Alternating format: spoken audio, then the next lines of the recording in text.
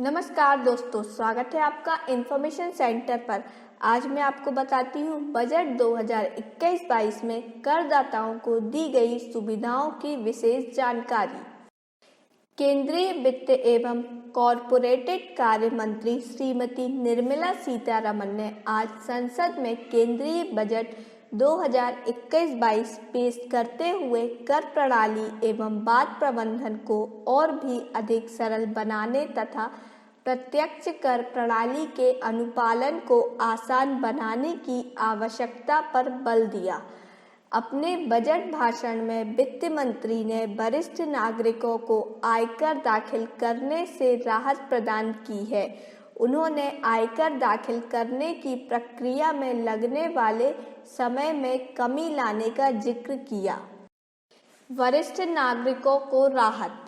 स्वतंत्रता के 75वें साल के बजट में 75 वर्ष की आयु और उससे अधिक के वरिष्ठ नागरिकों को ज़्यादा राहत प्रदान की गई है। ऐसे वरिष्ठ नागरिक जिन्हें पेंशन और ब्याज सहित आय प्राप्त होती है, उन्हें आयकर दाखिल करने से राहत प्रदान की गई है।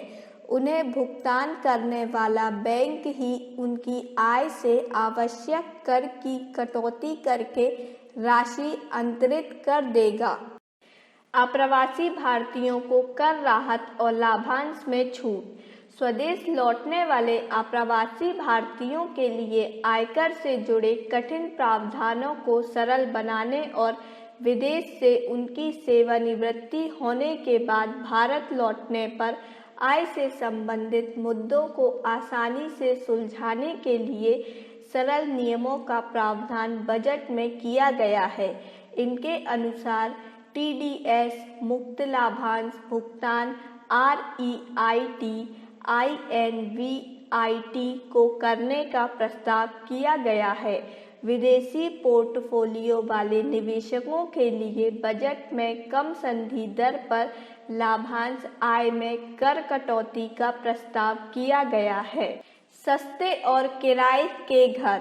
वित्त मंत्री ने घोषणा की कि सस्ते घर खरीदने के लिए मिलने वाले ऋण के ब्याज में 1.5 लाख रुपए तक की छूट का प्रावधान 31 मार्च 2022 तक बढ़ा दिया जाएगा।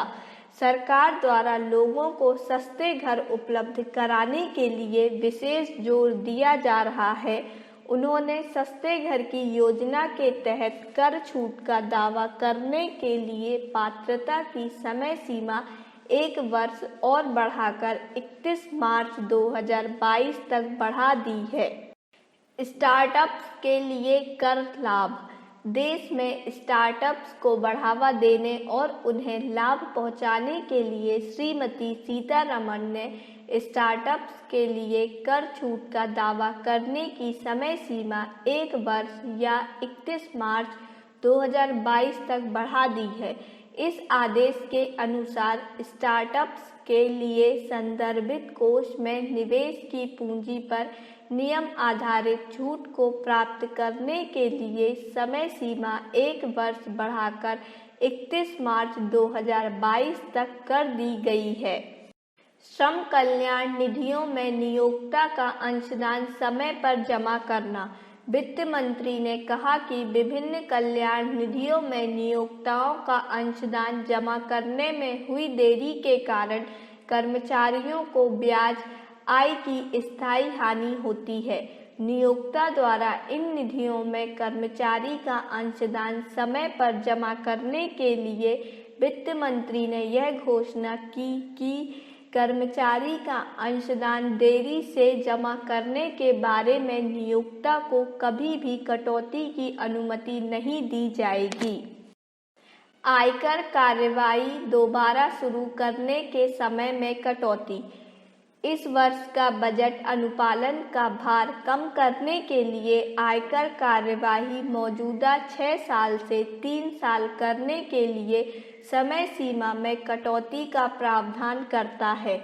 कर प्रवंचना के गंभीर मामलों में जहां एक वर्ष में 50 लाख या उससे अधिक की आय को छुपाने के सबूत मिलते हैं, ऐसे मामलों में संबंधित आकलन को 10 साल तक दोबारा खोला जा सकता है, लेकिन इसके लिए प्रधान मुख्य आयुक्त का अनुमोदन प्राप्त करना आवश्यक है। विवाद समाधान समिति एवं राष्ट्रीय फेसलेस आयकर अपीलीय ट्रिब्यूनल केंद्र कराधान प्रणाली में बाद कम करने के लिए सरकार द्वारा लिए गए संकल्प का उल्लेख करते हुए वित्त मंत्री ने कहा कि सरकार द्वारा घोषित प्रत्यक्ष कर विवाद से विश्वास योजना को अच्छी तरह अपनाया गया है। छोटे करदाताओं के बाद और कम करने के लिए श्रीमती सीतारमण ने एक विवाद समाधान समिति स्थापित करने का प्रस्ताव किया है।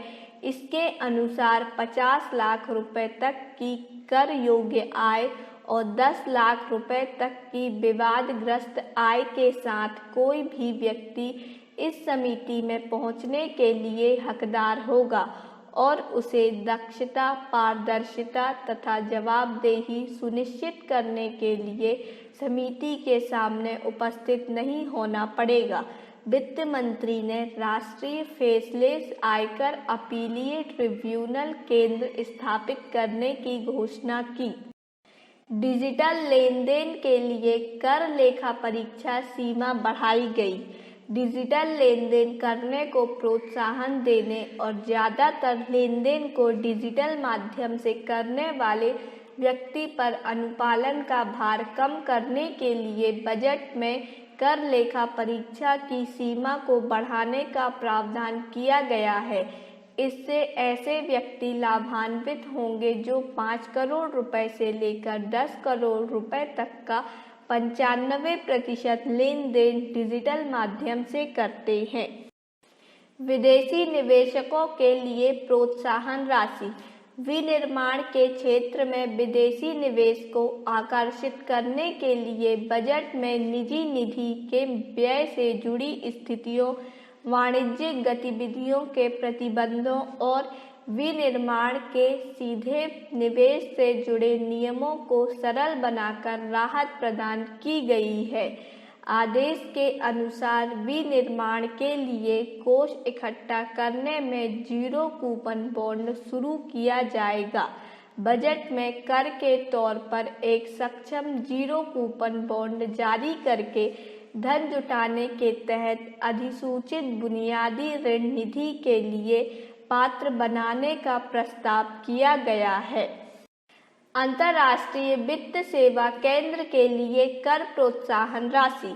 अंतर्राष्ट्रीय वित्त सेवा केंद्र IFSC को बढ़ावा देने के लिए बजट में कर प्रोत्साहन राशि की घोषणा की गई है। बजट के उपायों में एयरक्राफ्ट लीजिंग कंपनियों की आय से पूंजी इकट्ठा करने में कर की छूट, इस क्षेत्र में विदेशी व्यवसायियों को विमानों के लिए दिए जाने वाले किराए में कर की राहत, IFSC में विदेशी निधियों के निवेश पर प्रोत्साहन राशि और IFSC में स्थित विदेशी बैंक की शाखाओं में निवेश करने पर कर राहत प्रदान करना शामिल है। छोटे न्यासों को राहत। शैक्षणिक संस्थान और अस्पताल चलाने वाले छोटे चैरिटेबल न्यासों पर आयकर का भार कम करने के लिए बजट में राहत की घोषणा की गई है। इसके तहत 1 करोड़ रुपए से लेकर 5 करोड़ रुपए तक की वार्षिक लेखा प्रविष्टियों पर राहत की सीमा बढ़ाने का प्रावधान किया गया है। फेसलेस उपस्थिति रहित ITAT। वित्त मंत्री निर्मला सीतारमण ने आयकर अपीलीय ट्रिब्यूनल फेसलेस की घोषणा की है। उन्होंने राष्ट्रीय फेसलेस आयकर अपीलीय ट्रिब्यूनल केंद्र बनाने की घोषणा की है, जिसमें ट्रिब्यूनल और अपील करने वालों के बीच सभी संवाद इलेक्ट्रॉनिक माध्यम से होंगे। पूर्ववर्ती आयकर दाखिला। आयकर दाखिल करने को और आसान बनाने के लिए बजट में समय से पूर्व आयकर दाखिल करने की घोषणा की गई है। पूंजीगत निवेश की कमाई जैसे प्रतिभूतियों से आय, लाभांश आय, बैंकों और पोस्ट ऑफिस से मिलने वाला ब्याज इत्यादि इसमें शामिल है। मासिक आय, कर का भुगतान और स्रोत पर कर कटौती पहले से ही आयकर दाखिले में शामिल होते हैं।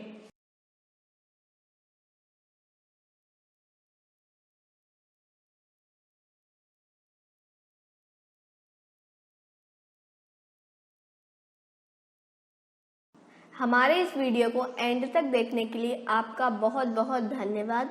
आपको हमारा ये वीडियो कैसा लगा हमें कमेंट बॉक्स पर कमेंट कर ज़रूर बताएं और जो इस चैनल पर नए हैं वह हमारे चैनल इन्फॉर्मेशन सेंटर को सब्सक्राइब कर लें।